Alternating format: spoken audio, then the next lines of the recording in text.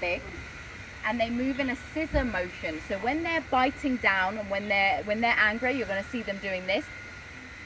What they're doing is they're warning you, don't come near me. But because of this scissoring motion, the teeth are always rubbing against each other, they're also sharpening their teeth. These teeth are very, very, very sharp, and I'm talking from experience.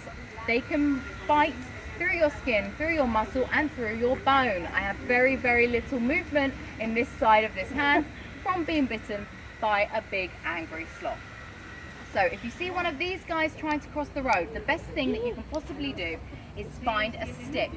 Offer them the stick, they're likely to grab onto it and move them in the direction that they were going in. If you take them back to the closest side of the road, chances are they're just going to try and cross the road again.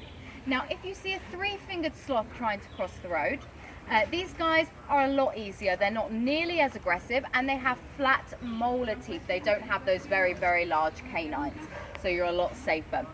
Always the stick option. If you see a stick, that's the best option for you and for the sloth. But if there isn't a stick around and you have a three-fingered sloth, you can pick them up from under their arms and move them safely across the road. Now, on this tour, we're not going to see any three-fingered sloths. That is because they are extremely, extremely sensitive to stress. The success rate for three-fingered sloths in captivity is less than 90%. Less than 90% mortality rate. So only around 10% of these guys actually survive in captivity. They are extremely sensitive, so we keep our three-fingered sloths in the back where it's very, very quiet, away from our tours and away from the majority of the people that work here, because that is what's best for them.